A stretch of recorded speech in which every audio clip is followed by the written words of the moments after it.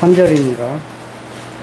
제가 가지고 있는 성경 148페이지입니다. 신약성경 요한복음 4장 24절 우리 함께 교독하겠습니다. 하나님은 영이시니 예배하는 자가 진리로 예배할지니라. 아멘. 아멘.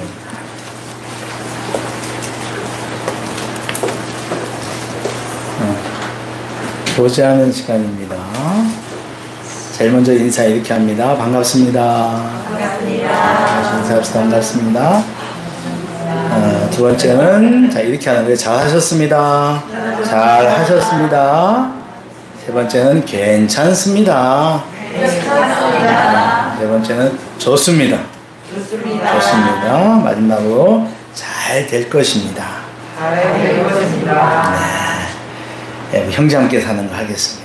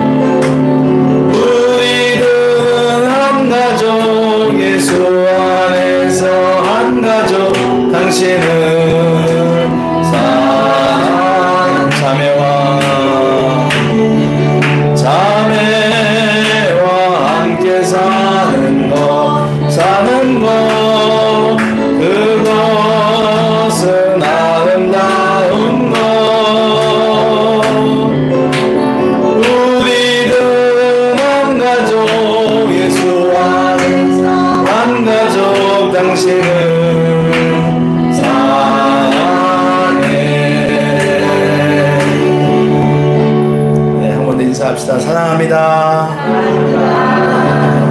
영상원 예배팀을 위해서 인사하겠습니다. 사랑합니다. 고맙습니다. 기도하고 말씀 듣도록 하겠습니다. 하나님 아버지, 오늘도 저희들에게 생명의 말씀을 듣게 하시니 감사합니다. 이 시간 하나님께서 우리에게 주신 선물 같은 시간인 줄로 믿습니다. 선물을 받는 사람들의 마음으로 설렘과 감사와 기쁨으로 말씀을 듣는 저희들 되게 하여 주시옵소서. 우리 마음속에서 말씀을 거부하는 그 어떠한 마음도 들지 않도록 주께서 우리 마음을 온전히 붙잡아 주시고 성령께서 장악하시고 이끌어 주시옵소서. 하늘의 은혜가 말씀의 지혜가 충만히 내려오는 우리 심령을 적시는 시간이 되게 하여 주시옵소서. 예수님의 이름으로 기도합나이다. 아멘. 할렐루야. 하나님께서 이 시간도 우리에게 말씀과 성령을 함께 할 줄 믿습니다. 예배 시간에 핸드폰은 무음입니다. 가능하면 예배 시간에 집중하면 좋겠습니다.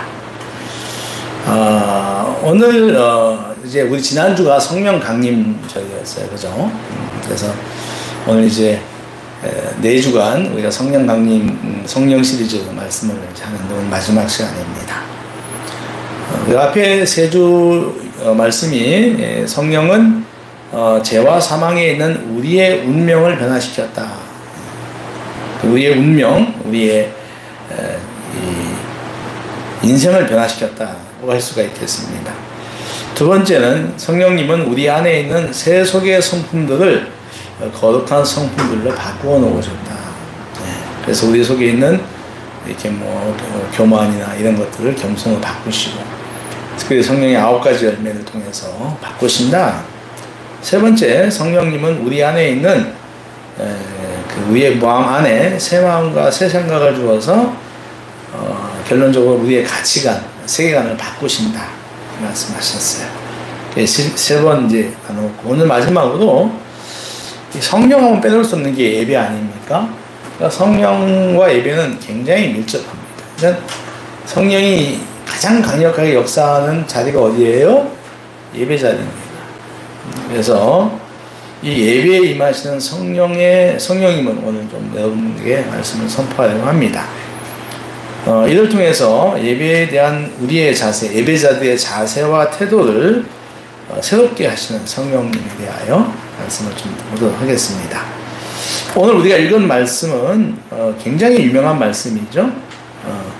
우리 예수님은 참 예배에 대하여 질문하는 사마리아 여인에게 이렇게 말씀하시죠. 하나님의 영이시니 예배하는 자가 영과 진리로 예배할지니라 라고 하는 거예요. 그러니까 이 말씀은 그때 이 여자가 이제 이 산에서 예배해야 됩니까? 저 산에서 예배해야 됩니까? 어디서 예배해야 됩니까? 라고 물은 것에 대한 답이에요.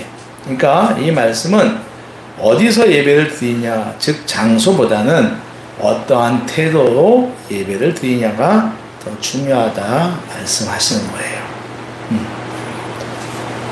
예수님께서 말씀하시는 태도는 두 가지예요. 영과 진리. 두 가지죠. 영과 진리. 이 영은 푸뉴마입니다. 성령님이시죠. 그러니까 예배하는 자의 가슴에, 심령에 아주 강력한 감동을 주신다는 거예요. 누가요? 성령께서. 두 번째 진리는 알레데이아입니다. 진리죠. 그러니까 진리, 이 알레데이아. 그러니까 성경의 진리는 하나님이시잖아요. 그러니 이 말은 하나님께서 가르쳐 준 대로, 하나님이 원하시는 대로 예배해야 한다는 말입니다. 예배하는 사람의 생각이나, 그러니까 오늘 우리들 예배자들의 생각이나 기분에 따라서 예배드려서는 안 된다는 것입니다. 그야말로 제사보다, 예배보다 예배하는 사람 순종, 그러니까 제사보다 순종을 더 원하시는 하나님을 잘 말씀하고 있는 거죠. 이 진리에 대한 부분은 우리가 오늘 주제하고는 좀 다른 거니까 다음에 하고, 오늘은 이 예배의 역사하시는 성령님, 영에 대하여 나누도록 하겠습니다. 사람들이 예배드리는 그 공간에 성령님이 일하십니다. 여러분 이 시간에 성령께서 계신 줄 믿습니까? 예, 이 시간에 성령께서 계신 거예요. 이 공간 안에 계시고 여러분 마음 안에 계신 겁니다. 그래서 예배를 더 풍성하게 하고 이를 통하여 예배자들에게 은혜를 주어 예배를 더 진실하게 하고 더 깊게 해요. 오늘은 이 예배에 임하시는 성령님의 세 가지 정도를 여러분에게 나눠보려고 합니다. 제일 먼저는 우리 한번 성경 찾아보겠습니다. 로마서 8장 15절과 16절을 찾아서 읽어보겠습니다. 로마서 8장 15절 16절.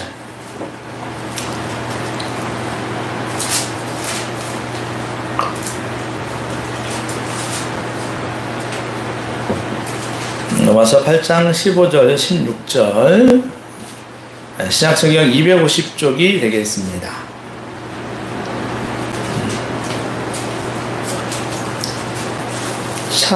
찾으셨나요? 같이 읽어보겠습니다. 시작. 너희는 다시 무서워하는 종의 영을 받지 아니하고 양자의 영을 받았으므로 우리가 아빠 아버지가 부르짖느니라. 성령이 친히 우리의 영과 더불어 우리가 하나님의 자녀인 것을 증언하시나니. 아멘. 성령이 친히 우리의 영과 더불어 우리가 하나님의 무엇인 걸 증언한다고요? 자녀인 걸 증언한다. 예, 잘하셨습니다. 여러분 예배라고 할 때 여러분 먼저 떠오르는 이미지나 단어는 어떤 것이 있나요? 예배하면 교제가 떠올라요. 아이고 우리 권사님 확실히 잘 노세요. 네, 그죠? 자, 예배하면 딱 떠오르는 건 어떤 겁니까? 엄숙함이죠. 우리 옛날에 예배하면 정말로 우리 어릴 때 교회 다닐 때 교회 가면 진짜 엄숙했어요. 남자 여자 딱 갈라앉아 있고, 말도 잘 숨소리마저도 아주 엄숙했습니다. 옛날 교회는 피아노가 없어 풍금이었지만 여기 이렇게 사람들이 얼굴도 굉장히 딱딱해요. 예배드릴 때 어떻게 장난을 쳐? 하나님께, 거룩하신 하나님께 예배하는데, 예. 다들 좀 얼굴들이 굳어져 있고 심각했습니다. 그런 거죠. 이런 거예요. 지난번에 우리 조숙청 집사님이 저한테 미안해요, 내 집사님 얘기해서. 제가 뭐 톡을 보냈더니 죄인만도 못한 저들.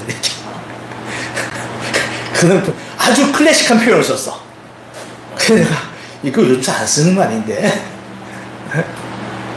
그러니까 우리가 어떻게 하잖아. 티끌만도 못한 죄인. 그거 우리 옛날에 많이 썼어, 그 표현. 그렇잖아. 그러니까 티끌만도 못한 존재가 하늘을 지으시고 땅을 지으시고 장대하신 그분께 예배드리는데 어디 한 번도 까불 수가 있어. 그렇잖아요. 숨도 하나님 앞에 잠잠할지어다. 아주 진짜로 그냥 아주 뭐 그냥 쫙.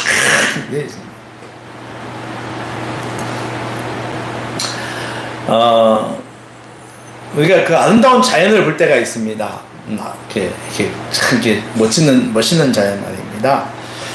제가 설악산을 처음 간 것이 26살 가을이었던 것 같아요.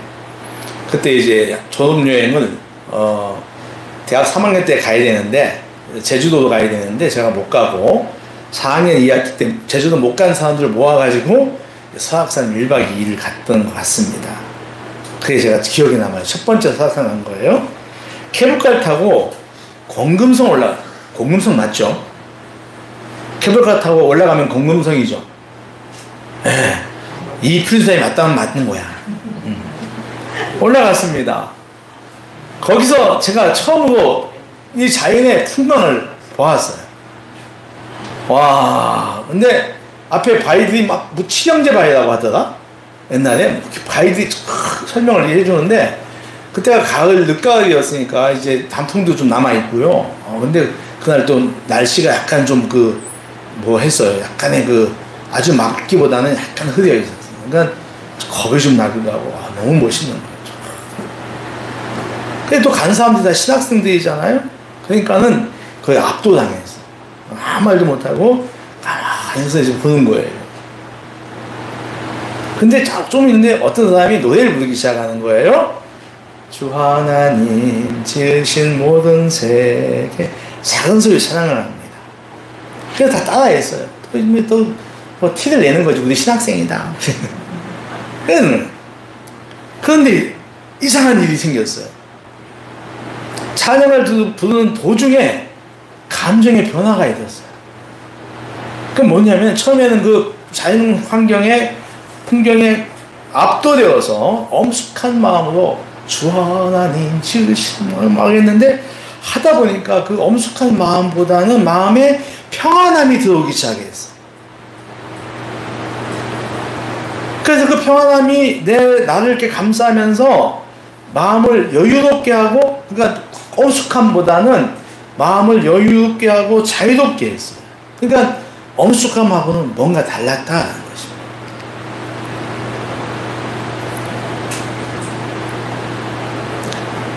그런 평안함, 여유로움, 자유함이 어떻게 우리 가운데 있었을까 하는 거죠. 간단합니다. 이 위대한 근접할 수 없는 자연의 풍경을 만드신 분이 하나님이신데 그분이 내 아버지라고 하는 믿음 때문에. 맞죠? 동의하십니까? 내 아버지라는 믿음 때문에. 그러니까 위대한 풍경을 만드신 분이 내 아버지라고 하는 이 믿음이 찬양을 더 은혜롭게 자유롭게 했던 거예요. 이런 감정은 설악산뿐만 아니라 자연의 모든 곳에서도 동일합니다. 옥색 바다, 깎아지는 바위, 밤하늘 가득한 별들, 단풍이 쫙 스며있는 길, 이런 거죠. 그러니까는 물소리 나는 계곡과 숲, 이런 거죠. 설교를 준비하는데, 이 부분을 준비하는데 갑자기 몇 해 전에 갔던 우리 이필순 집사님 본가가 생각이 났어요. 우리 다음날 산에 가서 계곡길 이렇게 쭉 걸어 올라갔던 기억이 있어요. 그때 참 너무너무 좋았던 것 같아요. 그게 봄이었죠? 아마도 봄이었을 거야. 그 이제 가다가 이제 참 너무 광경이 좋아서 그 울진 계곡 풍경이 좋아가지고, 그때 이제 찬양했어요. 주 하나님 지으신 모든 세계하고, 참 아름다워라 주님의 세계는, 그리고 예수 사랑하신 찬양했습니다. 근데 그때 감정도 그랬어요. 그러니까 분명히 아름다운 자연을 보면서 하나님이 만드신 것에 대한 그 하나님의 솜씨에 대한 그 엄숙함도 있지만 그것보다는 내 마음 가운데 평안함과 어떤 이런 감정, 이 누가 주신 건가요? 성령님이 주시는 거예요. 성령님께서 이 창조하신 사람이 내 아버지다라는 사실을 깨닫게 하는 거예요. 그래서 여기서 오는 하나님과의 친밀함 때문입니다. 그러니까 이런 마음이 예배에서도 드러납니다. 여러분, 근본적으로 예배는 피조물인 인간이 창조주인 하나님께 드리는 신앙의 고백이기에 엄숙해야 됩니다. 구약에 이스라엘처럼 근접 못하는 엄숙함. 내 감정의 어떠함보다도 하나님이 받으시는 것에 초점을 맞춰야 한다는 거예요.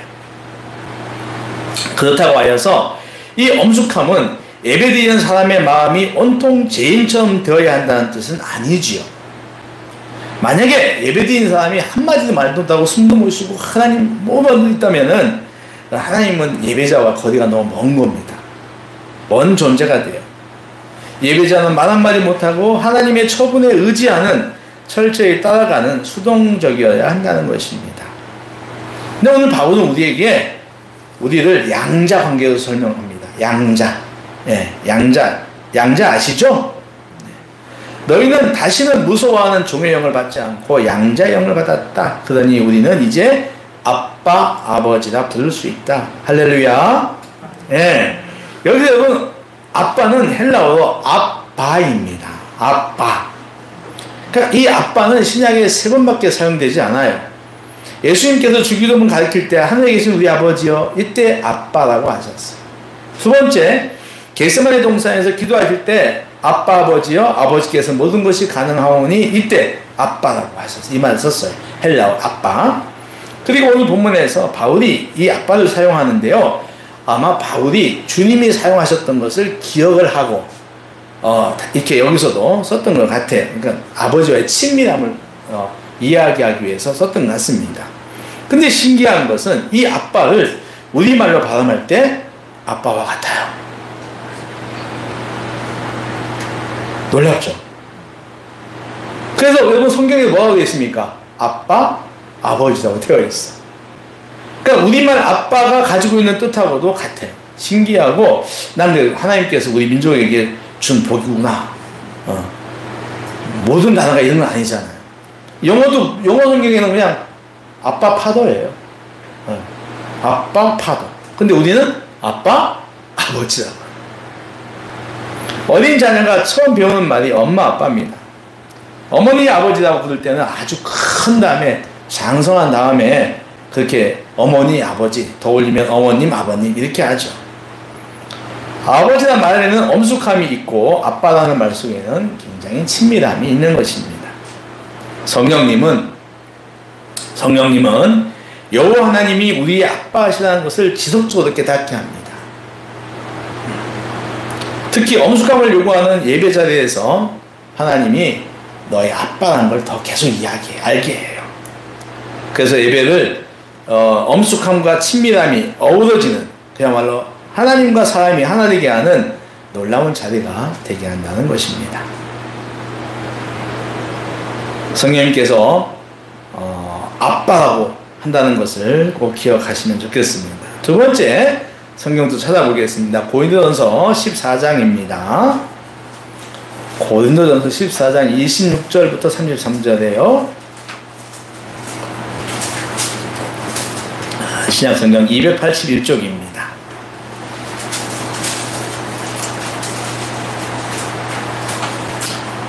고린도전서 14장 26절에서 33절 281쪽입니다.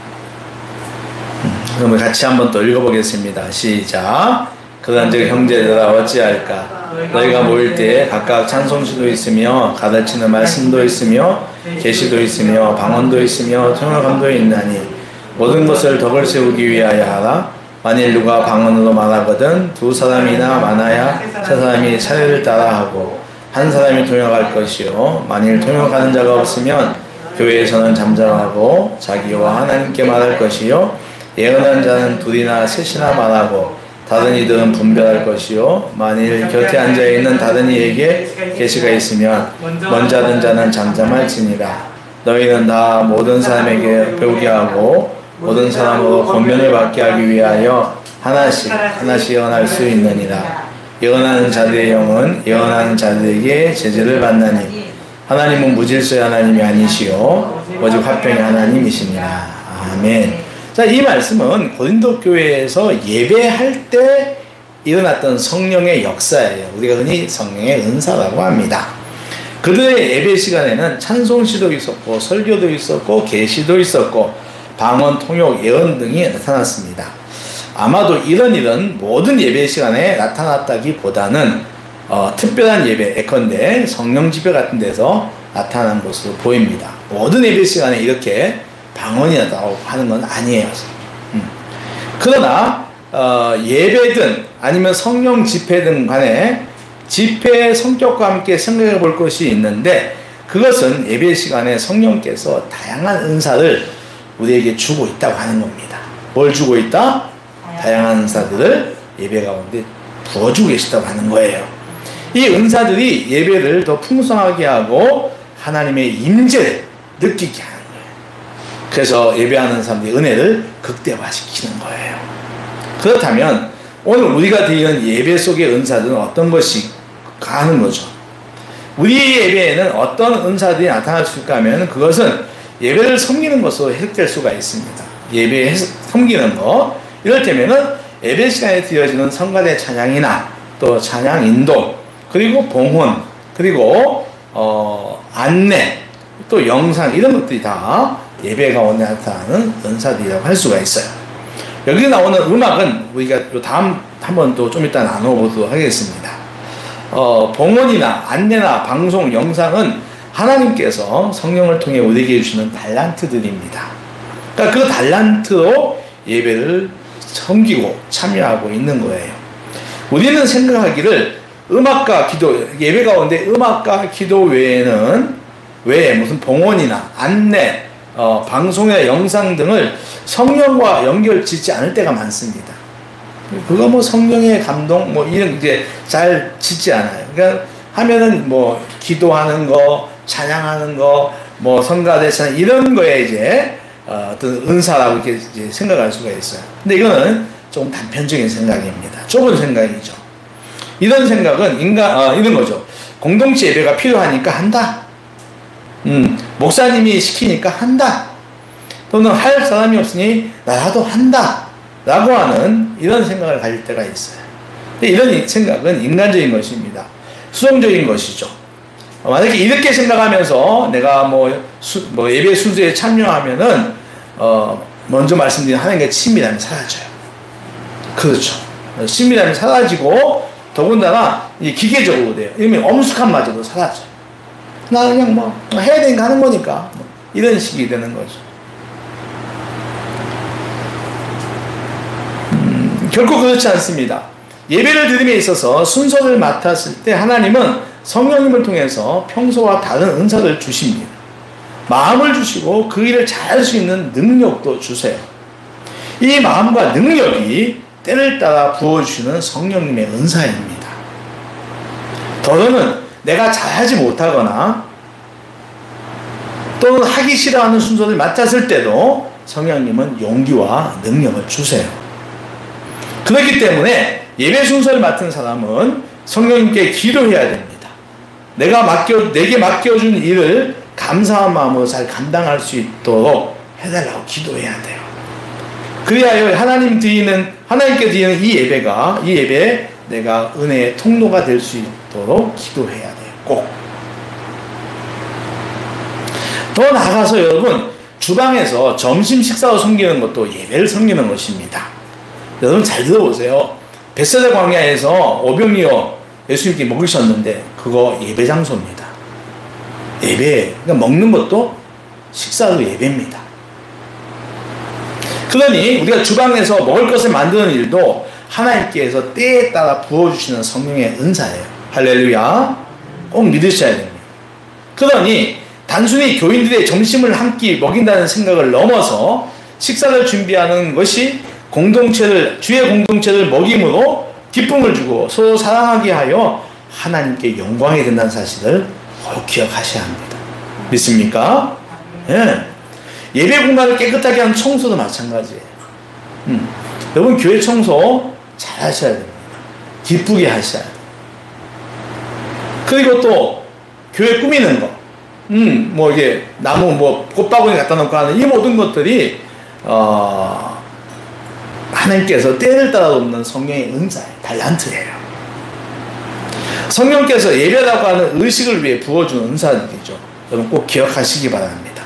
그런데 이 구절에서 우리가 생각해야 할 말이 두 가지가 있어요. 두 개가 있는데 하나는 26절에 나오는 덕을 세우기 위하여 하라고 하는 말 하나, 그리고 33절에 무질서하게 하지 말라는 말 하나. 이 두 가지는 조금 생각을 해야 돼요. 그러니까 덕을 세우라고 하는 말은 예배를 더욱 예배스럽게 하여서 예배의 은혜가 개인을 넘어서 공동체 전체에 흘러가게 하라는 뜻입니다. 이 덕은 공동체를 위해 세우는 거거든요.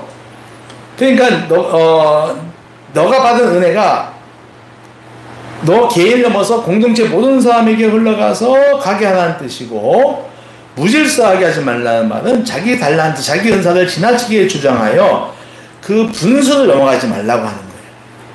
그러니까 하나님은 질서의 하나님이시잖아요. 그러니까 하나님께서는 목회자를 세워서 예배의 모든 것을 맡기세요. 그렇죠. 예배의 질서를 세우신다는 겁니다. 목회자는 하나님이 받으시는 예배에 대하여 기도하며 준비합니다. 오늘 찬양은 무엇을 할 것이고 안내와 봉헌, 주방 순서는 어떤 사람이 할 것인지 다 목회자가 세우는 거예요. 근데 여기에 따르는 것이 질서다라고 하는 겁니다. 우리가 오늘도 찬양을 했는데 찬양을 할 때도 어떤 노래를 할 것인가에 대한 것도 질서가 있습니다. 예배를 집전하는 목회자가 감동받은 노래를 인도자에 이걸 하라고 하면 인도자는 따라야 합니다. 이게 질서예요.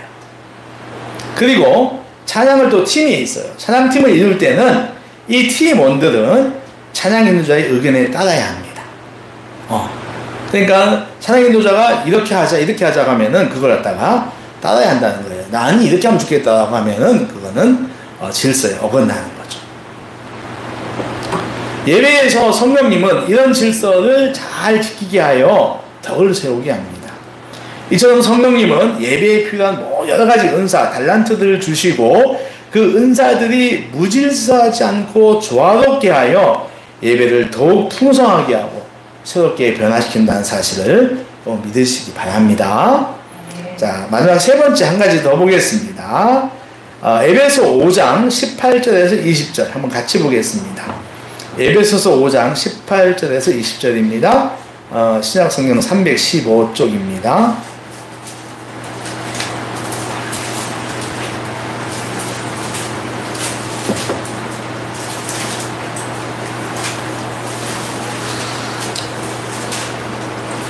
에베소서 5장 18절에서 20절 315쪽입니다. 자, 같이 읽겠습니다. 시작. 술 취하지 말라. 이는 방탕한 것이니 오직 성령으로 충만함을 받으라. 시와 찬송과 신령한 노래들로 서로 화답하며 너희의 마음으로 주께 노래하며 찬송하며 범사의 우리 주 예수 그리스도의 이름으로 항상 아버지께 감사하며. 아멘. 시와 찬송과 신령한 노래들로 서로 화답하며 감사하며 이렇게 나와요. 그러니까 예배를 드림에, 그러니까 이 시와 찬송과 신령한 노래는 예배입니다.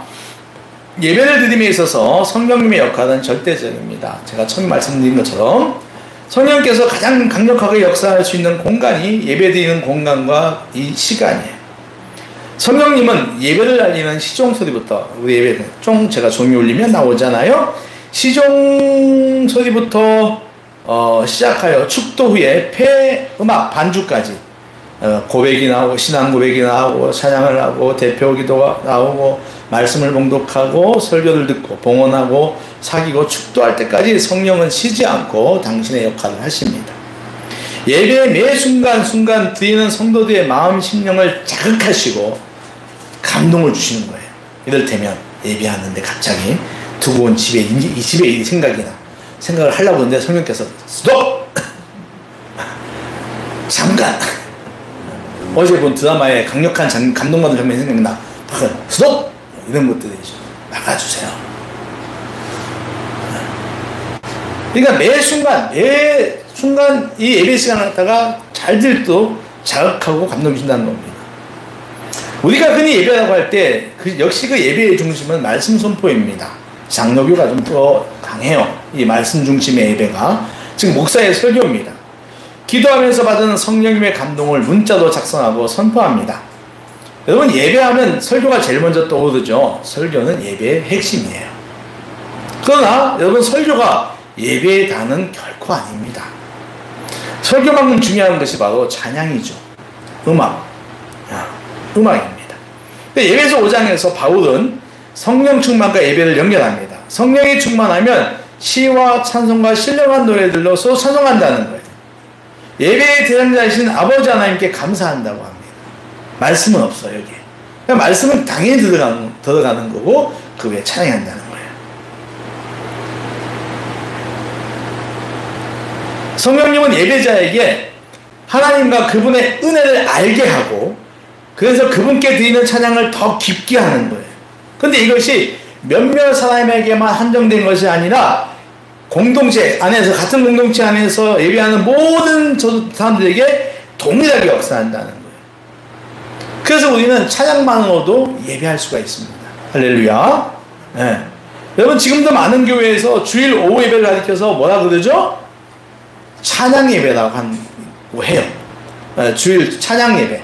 네, 그래서 이제 그 시간에는 특별히 찬양을 많이 하죠. 나가서 이제 찬양 밴드가 찬양을 막 하고 이제 주일 낮 예배는 좀 이제 순서가 따라서 문숙하면은 오후 예배는 찬양하고 좀 이렇게 자유롭게 합니다.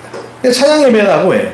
그러니까 주일 오전 예배가 말씀 중심이었다면 오후는 찬양을 좀 더 하는 예배를 드리겠다고 하는 그런 생각이죠. 여러분 이 찬양 예배의 모델이며 모범은 바로 시편입니다. 시편의 많은 시들은 찬양시죠. 그중 시편의 결말에 속하는 146편부터 150편은 항상 할렐루야로 시작합니다. 그리고 여호와를 찬양하라라고 말해요. 그러니까 우리가 부르는 CCM 곡들 가운데 시편의 내용을 그대로 사용하는 노래가 굉장히 많잖아요. 그만큼 시편은 찬양곡으로 가득 차 있습니다. 시편에는 사람 목소리만 있지 않습니다. 춤도 있어요. 네. 요즘 제가 이 춤에 좀 마음이 가 있는데요. 춤이 사람을 굉장히 건강하게 한다고 해가지고 운동도 되고 근데 이게 목사가 어떤 춤을 춰야 될지 이게 약간 이제 고민스러운 부분이 있어요. 주민센터에서 뭐 차밍 댄스, 웰빙 댄스 막 하는데 내가 감당할 수 있을까 하는 것도 들고 말입니다. 근데 부부가 같이 나이 먹어서 이게 춤하면 굉장히 좋을 것 같아요. 춤도 있고 악기도 있습니다. 시편에는 비파 나오죠? 수금 나오죠? 소고도 나옵니다. 그러니까 이 모든 것이 조화로울 때 바울이 말하는 신령한 제사, 신령한 예배가 되는 겁니다. 찬양은 자체만으로도 예배입니다. 성령은 찬양을 통해서 예배를 깊게 하고 바꾸어요. 새롭게 합니다. 예배 드리는 사람들 갖다가 거듭나게 하는 거예요. 성령님은 공동체 예배의 찬양뿐 아니라 개개인이 찬양할 때도, 그러니까 집에 가서 혼자 찬양할 때도 우리에게 감동과 은혜를 주십니다. 그리고 성령님은 감동과 은혜를 주어서 예배자로 하여금 저절로 감사가 나오게 해요. 지금 바울이 얘기했던 것처럼 감사가 나오게 합니다. 감사를 통해서 우리의 하나님의 은혜는 더욱 깊어지고 우리의 지적인 깨달음은 더욱 명확해지고 지혜로워집니다. 감사죠. 우리가 예배할 때 자주 하는 할렐루야라는 말이 있습니다. 하나님 찬양한다는 말이죠. 이 찬양의 의미에는 감사가 들어있는 것입니다. 말씀을 정리하겠습니다. 오늘 하나님은 우리에게 우리 예배를 바꾸시는 성령님을 알게 하십니다. 성령님은 우리가 예배 드릴 때 예배의 대상인 하나님과의 관계를 알게 함으로 친밀함을 갖게 하고 아빠라고 하는 관계를 알게 함으로 더욱 친밀하게 하고 다양한 은사, 순서들을 질서, 조화롭게 함으로 서로에게 공동체 전체에 덕을 세우게 하고 세 번째는 찬양과 감사를 하게 함으로써 은혜를 더욱 풍성하게 한다. 이런 말씀입니다. 이런 역사를 통해서 예배에 임하는 사람들의 마음과 태도에 하나님의 임재에 대한 기대와 은혜에 대한 설렘 등을 갖게 함으로 예배를 더 새롭게 변화시킨다고 할 수가 있습니다. 우리는 지난 4주간 성령님에 대하여 말씀을 들었습니다. 성령님은 하나님이십니다. 성령님은 우리 가운데 계시는 하나님이에요. 내 안에 계시고 내 생각 속에 계시는 분이에요. 전 세계 교회사에서 아주 훌륭한 설교가들이 제일 많았지만 제일 가는 설교가도 많이 뽑은 사람들이 찰스 스펄전입니다. 이 영국 목사님이신데 이 목사님이 나는 성령을 믿는다라고 고백을 했는데 하면서 성령님에 대해서 이런 이야기를 했다고 합니다. 여러분 한번 잘 들어보시길 바라요.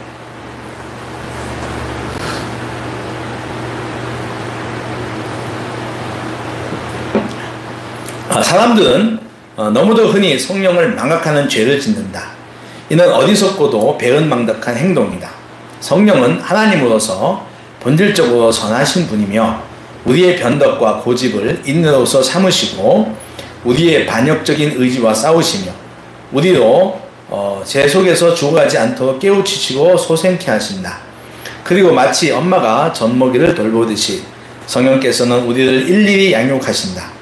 그분의 사역은 선하시다. 그분은 선한 생각을 갖게 해주시며 선한 행동을 유발시키시며 선한 진리를 계시하시며 또한 선한 결과를 얻게 해주신다. 이 세상의 참된 영적 선 가운데 그분이 시작하고 유지시키지 않으시는 것은 없다. 그분의 영향력 안에 순종하는 이들은 선하게 된다. 그분의 성품에 경외심을 표하며 하나님이신 그분께 영원한 존귀와 찬양을 드리자.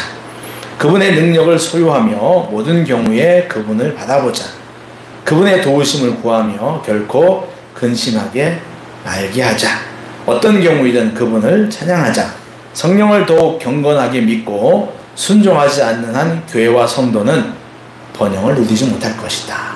라고 찰스 스펄전 목사님이 말합니다.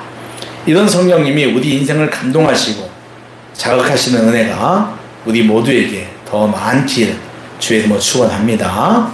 기도하겠습니다. 하나님 아버지, 오늘도 저희들이 성령님을 설교할 수 있게 하신 것을 또 말씀을 듣게 하신 걸 감사합니다. 성령께서 우리 예배를 더 풍성하게 하신다는 걸 들었습니다. 아버지와의 친밀한 관계, 또 다양한 은사, 그리고 찬양으로 하나님께 예배드리는 예배를 새롭게 하고 또 예배드리는 자들의 심령을 새롭게 변화시킨다는 걸 알았습니다. 항상 저희들이 이 성령님을 의지하며 성령님을 찾으며 살아가는 저희들 되게 하여 주시옵소서. 성령은 하나님이십니다. 성령은 내 안에 계십니다. 하나님 오늘 이 말씀을 저희들이 이 사실을 늘 깨닫고 성령님과 함께 동행하는 저희들의 신앙이 되게 하여 주시옵소서. 예수님의 이름으로 기도합나이다. 아멘. 197장 읽겠습니다.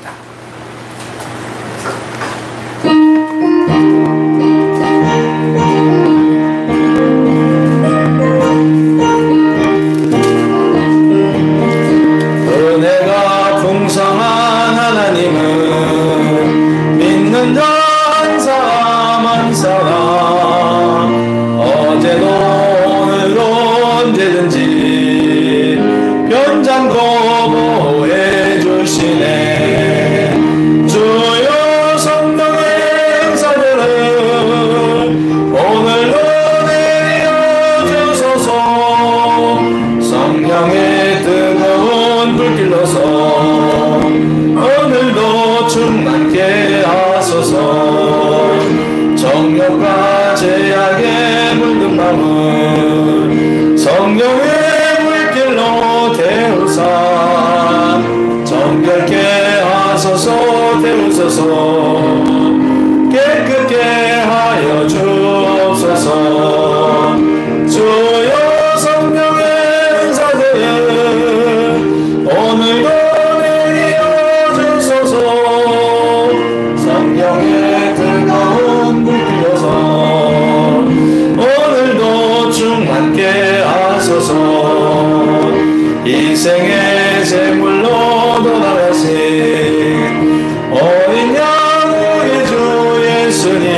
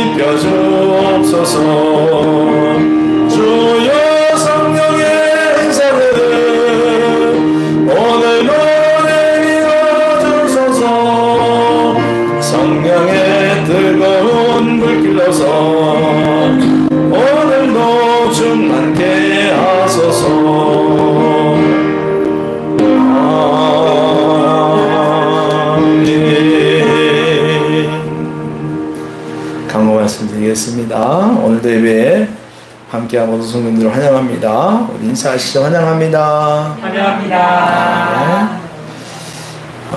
공동체 모든 모임이 부흥하도록 기도하시고 관심과 참여를 바랍니다. 주일 식사 오후 모임, 오늘도 우리가 오후 모임 계속합니다. 오후 모임에 청년들을 가면 안 돼요. 같이 오후 모임에 청년들이 같이 하면 좋겠어요. 오늘부터 제가 산상수훈을 간략하게 강의하려고 합니다. 교육보다도 말씀을 듣는 게 좀 더 유익할 것 같아서 산상수훈을 오후 예배 모임에 나오도록 하겠습니다. 수요기도 또 여러분들 기도 시간에 좀 많이 나오시고 월사 기도, 주일학교 등 기도 시간에 많이 오시길 바라요. 오늘 멤버십 수여하신 분들 축하드립니다. 겸손과 순종으로 주님의 공동체에 귀하게 쓰임 받으시기를 바랍니다. 요거 수여식 주보 끝나고 할게요. 매일 20분 말씀 묵상, 성경 유니온의 도움, 성서 유니온의 도움으로 은혜 많이 받아서 신앙에 성숙하시기 바랍니다. 중요한 광고가 하나 있습니다. 5번째 광고인데, 코로나로 2년 이상 다쳤던 봉사단 한국어교실이 돌아오는 18일 토요일 오후 5시에 다시 옵니다. 그러니까 이제 2년 4개월 만에 한국어교실 다시 여는데요.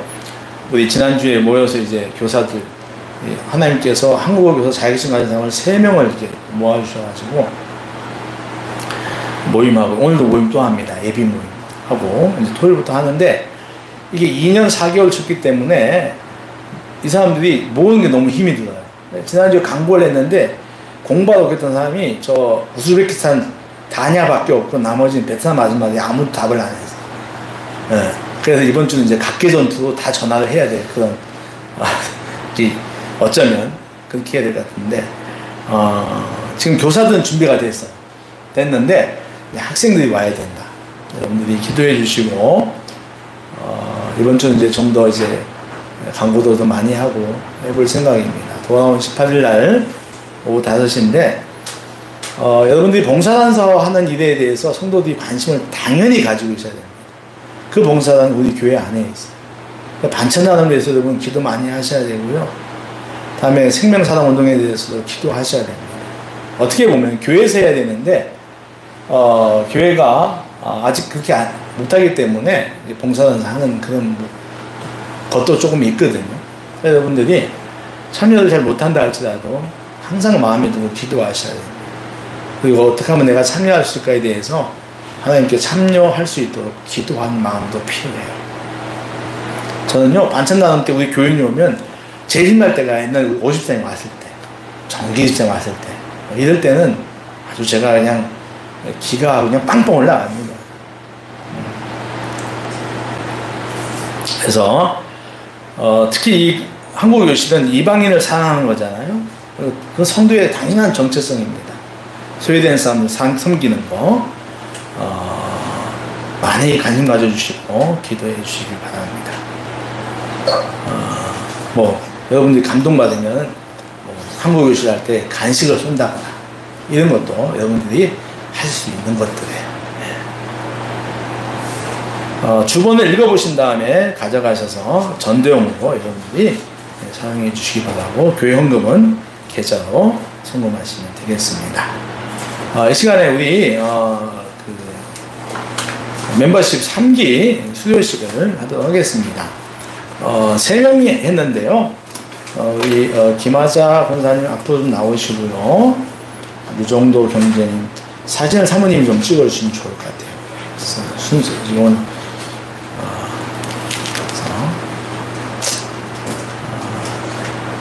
먼저 22-1 수요증서, 이런 김하자 권사, 위 사람은 본교회 멤버십 교육 모든 과정을 마쳤으므로 이 증서를 수여합니다. 주 2022년 6월 12일 진검다리 교회 담임 목사 유인한. 꽃다발을 지난번 2기 때 하셨던 우리 구집사님이 좀 이렇게 주면 좋겠어요. 저 교수 뒤에 있으니까 나는 술중 주고 꽃다발은 2기 때 했던 우리 구집사님이 이렇게 주는 이렇게 선물하는 거 되겠습니다. 여러분 박수 해주시죠. 네. 사진 좀 잘 좀 찍어요. 불상 계시고 여기 계셔요. 자, 다음에 유정도 나오겠습니다. 올해는 공부를 많이 했어요. 네, 꽃다발 거기다 놔두셔요. 네. 꽃다발 너무 예쁜 거 사오신 것 같아요, 집사님이. 감사합니다. 22-25 유정도 성도 단디스레 이쪽에 넬로 보고. 아하. 위 사람은 본교회 멤버십 교육 모든 과정을 다 마쳤으므로 이 증서를 수여합니다.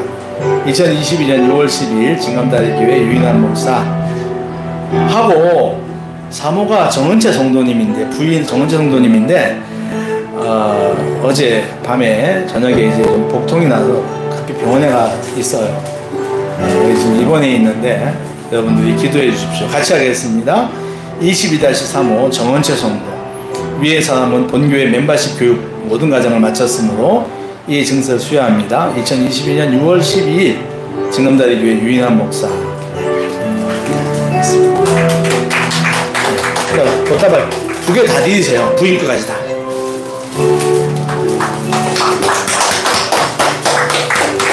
자, 집사님 거기 쓰시고 난 요 가운데 쓰고. 자, 사진 하나 찍어보세요.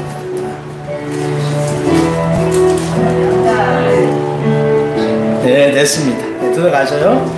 들어가시고 이 시간에는 공부하신 분들이 간단하게 1분 정도 자기들이 공부한 소감을 나누도록 그렇게 하겠습니다. 먼저 우리 권사님 나오셔서 요 앞에 서가지고 공부했던 소감을 길게 하지 마시고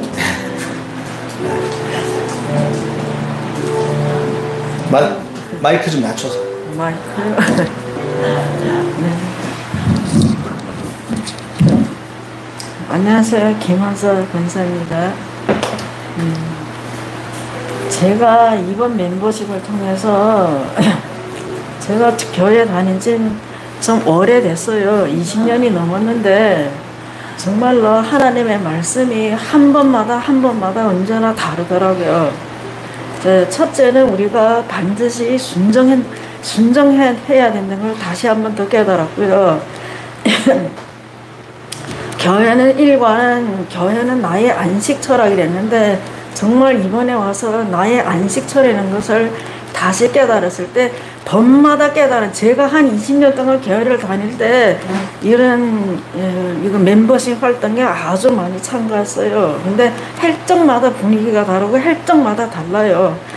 그래서 이번에는 교회를 통해서 작은 교회에 제가 왔는데 정말로 목사님이 조금 전에도 설교하다시피 교회는 와서 기도도 하고 나의 무슨 맡겨진 임무를 정말로 잘 완성하고 아무리 작은 일에도 내가 순종하고 특별히 와서 뭐 청소를 하든가 뭐 하여튼 내게 교회에 대한 일이라면 정말로 반드시 온 힘을 다해서 순종해야 된다는 걸 다시도 깨달았습니다. 우리가 그리고 세상에 나가서 세상 친구들과 같이 합쳐서 또 나의 전도를 하고 또 이 교회가 어떻다는 것을 말로 날마다 표현해야 된다는 것을 다시 깨달았고 이게 많은 것을 안 했는데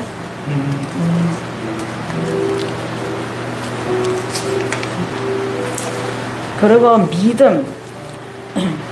믿음이 교회 안에서 날마다 성장해서 정말로 그 어떤 환경 속에서도 이 믿음으로 이기고 나가야 합니다.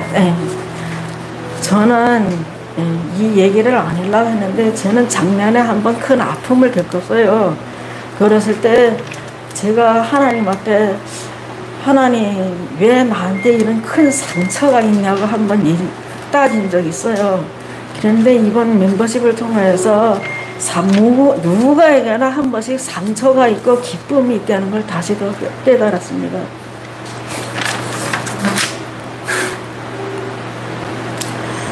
오직 하나님 앞에 순종하며 여호와의 율법을 주야로 묵상하는 자라다. 우리가 언제나 하나님의 말씀에 순종하고 또 이렇게 교회에서 이렇게 목사님이 이렇게 성경책을 읽으라 할 때 그 읽은 내용을 내가 다시 묵상하면서 나와 이렇게 이 말씀을 내게 주셨는데 오늘 하나님이 내게 주신 말씀에 대해서 더 깊이 깨닫고 그 어떤 환경 속에서도 내가 하나님이 먼저라는 것을 다시 더 깨달았습니다. 그래서 마지막에는 하늘의 밀이 땅에 떨어져 죽지 않으면 하늘이 그대로 있고 죽으면 많은 열매를 맺으리라 하니까 우리가 언제나 하나님의 순종하면서 내가 죽고 만약에 세상에 나가서 말해서 쟀다고 내가 죽은 게 아니고 하나님 앞에서 죽는다면 정말로 많은 열매를 맺는다는 것을 다시 더 깨달았습니다. 이삭입니다. 우리 정도영 선생님 나오셔서 소감 나누도록 하겠습니다. 은혜 같은 것들 나누죠.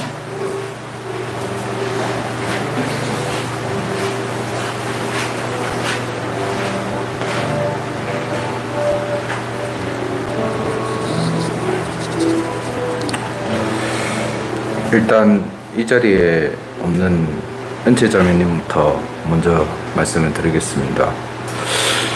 온전히 주님을 믿는 생활을 하지 않았고 28살 다니던 자기 자신이 생각하는 교회란 그냥 사람들을 만나고 예배 후에 청년 모임 예를 들어서 볼링이나 포켓볼이나 기타 등등등을 가는 게 이제 마냥 재밌었고 신났습니다.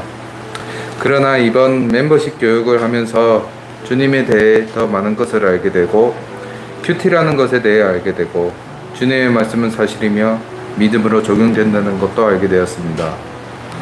비록 아직 많이 모르는 부분도 많고 서투지만 좀 더 노력해 보겠습니다. 감사합니다. 까지 은채자매님의 소감문이었고요. 그 지금 한 거 은채 거네? 네. 예. 일단 저의 이제 소감을 말씀드리면은 처음에 제가 그냥 단순하게 멤버십 교육을 했을 때는 교회는 어떻게 흘러가고 사람들 역할은 뭐고 그냥 단순하게 교회 운영이 어떻게 되는지에 대한 멤버십인 줄 알았거든요. 그래서 그냥 이게 뭔데 8주까지 하노까지 생각까지 했습니다. 그래서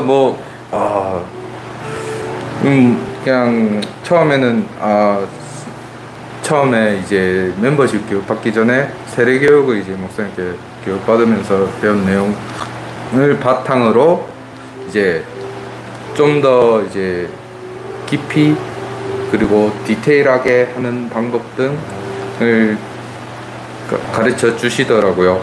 그래서 저도 10대 때는 이제 부산에 있을 때 큰 교회 이제 있으면서 다녔었는데 그때도 마찬가지로 기타 반주도 하면서 그랬었는데 그때는 이제 어쩌다 보니 다니게 되면서 저도 모르게 그냥 남들도 하니까 저도 따라하게 되는 그런 느낌으로 이제 다니게 되었었는데 이게 그런 식으로 다니다 보니까 당연하게도 의심 같은 것도 있었고요. 불신이라기보다는 아직까지 깊이가 아직 성숙하지 않았다라는 정도가 될 것 같았습니다. 그러면서 이제 20대가 되면서 사회생활에 있다 보니까 거기에 대해서 이제 교회라는 부분 그리고 하나님에 대한 부분에 대해서 좀 더 이제 거리가 멀어지게 되는 요즘 말로 사회적 거리두기가 되면서 그래 됐는데 처음에 이제 멤버십 교육하면서 주가 되시면서 이 세상의 주인은 하나님이다. 그리고 우리는 모두 만인 제사장이다. 그리고 우리는 세상 속에서 소금과 빛의 역할을 하게 되고 그리고 세상 속에 우리의 소명은 무조건 하느님의 부르심으로 인해 맡은 일에 최선을 다하는 그런 모습도 있고요. 그 부분을 이제 지식을 통해, 그러니까 교육을 통해 배워야 되는 부분이었던 거는 확실한 것 같아요.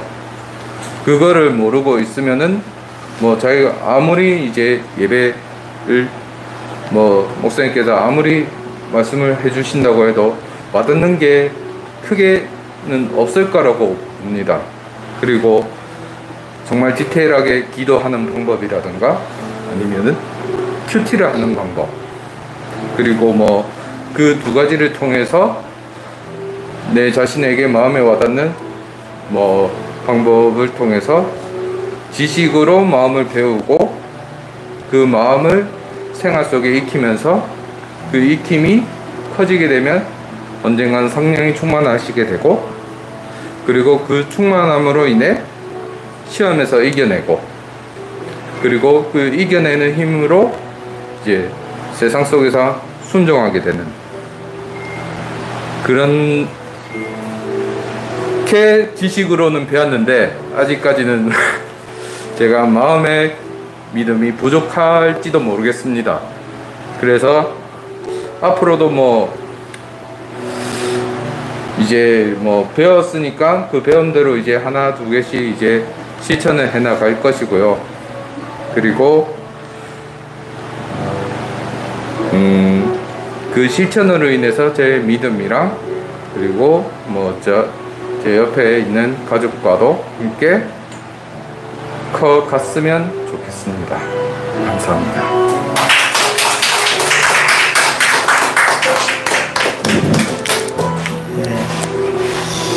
너무 감사합니다. 이 젊은 부부가 우리 교회 와서 세례도 받고 오랫동안 있다가 이번에 이제 좀 매마시키기 좀 늦었죠. 받아야 되는데 또 코로나도 있고 해서. 근데 지금 감사한 것은 순종을 잘하고 있습니다. 특유의 갱한도잖아요. 말 잘 안 해요. 근데 그냥 귀엽기도 하죠. 이 정도 가면 딱 오는 게 귀여움 아닙니까? 남자 막 이러고 이렇게 로켓 춤도 추고 하여튼 잘 이렇게 순종하는 모습이 순종하려고 애를 씁니다. 숙제하려고 막 토요일 공부하는데 금요일까지 팽팡 놀다가 금요일 밤에 막 세워가지고 숙제하고 막 적어내고 한다고 합니다. 그래도 애 쓰는 그 모습 가운데 성령께서 함께 하신다는 걸 보게 됩니다. 앞으로 두 부부 그리고 권사님 또 계속해서 우리 증감들이 좋은 멤버로 계속 서 계시기